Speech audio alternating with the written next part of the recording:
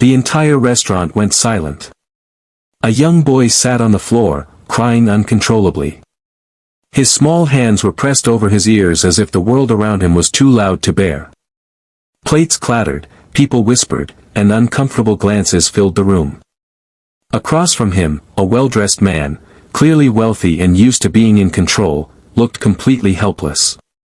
His face was red with embarrassment and worry. He tried everything to calm his son, but nothing worked. And just when it seemed like the situation couldn't get worse, a simple waitress stepped forward and did something no one expected. Before we continue, if you enjoy emotional stories that remind us how powerful kindness can be, make sure to subscribe, like, and comment below. Welcome to Kindness Lights, where every story proves that a small act of kindness can change everything. Now let's begin. Daniel Carter was known across the city as a brilliant businessman. By the age of 42, he had built a tech company worth hundreds of millions of dollars. People admired his success, his confidence, and the luxurious life he lived. But there was one part of Daniel's life that very few people understood. His 8-year-old son, Ethan, was autistic. Ethan experienced the world differently. Loud noises, bright lights, crowded spaces, things most people ignored, could overwhelm him completely. Sometimes the feelings became too big, and Ethan would have a meltdown. Daniel loved his son more than anything, but raising Ethan alone had been challenging since his wife passed away 3 years earlier. That evening, Daniel had made a rare decision. He wanted to try something normal, something simple. Dinner at a restaurant. He chose a quiet, elegant place downtown. Soft lighting, calm music, and plenty of space between tables.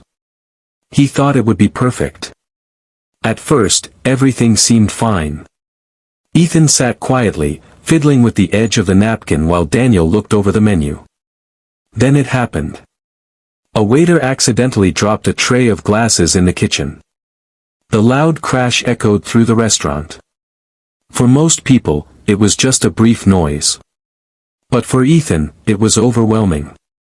His body stiffened instantly. His breathing became fast and shaky. Then the meltdown began.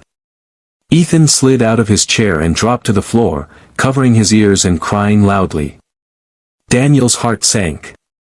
"Ethan, buddy, it's okay," he said gently, kneeling beside him. But Ethan couldn't hear him.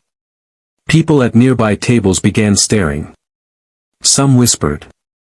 A woman shook her head and muttered, "Why bring a kid like that to a restaurant?" Daniel felt the familiar wave of shame and frustration wash over him. Not at his son, but at the judgment in the room. He tried everything he knew. Soft words. Deep breaths. The calming techniques Ethan's therapist had taught them. Nothing worked. The crying only grew louder. A manager walked over carefully and said, "Sir, maybe you'd like to step outside until he settles down." Daniel nodded, exhausted. He was just about to lift Ethan when a quiet voice spoke nearby. "Excuse me, may I try something?" Daniel looked up. It was one of the waitresses. She looked to be in her mid-20s, wearing a simple uniform and a kind, gentle expression. Her name tag read Sarah. Daniel hesitated. "We've tried everything," he said. "It's okay. I'll take him outside." But Sarah didn't move away. Instead, she crouched down slowly, not too close, and sat on the floor a few feet from Ethan. She didn't speak. She didn't try to touch him.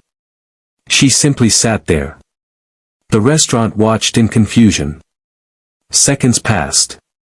Then Sarah did something unexpected. She began quietly humming. It wasn't loud. It wasn't dramatic. Just a soft, steady melody. Daniel noticed Ethan's crying pause for half a second, then start again. But Sarah kept humming. Slow. Gentle. Patient. After a minute, Ethan's cries softened slightly. Another minute passed. Then Sarah slowly pulled a small object from her apron pocket. It was a tiny spinning toy, a simple fidget spinner. Without saying a word, she placed it on the floor between them and gave it a gentle spin.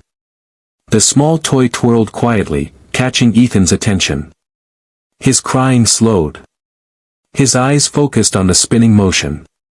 Sarah kept humming softly. Ethan crawled closer to the toy. For the first time since the meltdown began, the restaurant grew completely silent. Ethan reached out and touched the spinner. It kept spinning beneath his fingers. His breathing slowly returned to normal.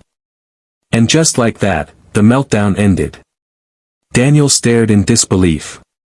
The entire room watched, amazed. Ethan sat quietly on the floor, spinning the toy again and again. Sarah smiled gently. Only then did she finally speak. "You're doing great, Ethan." Her voice was calm and warm. Daniel blinked, still stunned. How did you do that?" he asked. Sarah stood up slowly. "My younger brother is autistic," she said. "I grew up learning what helps him when he gets overwhelmed." Daniel's eyes softened. All the tension he'd been carrying suddenly released. "Thank you," he said quietly. "You have no idea how much that means." Sarah shrugged modestly.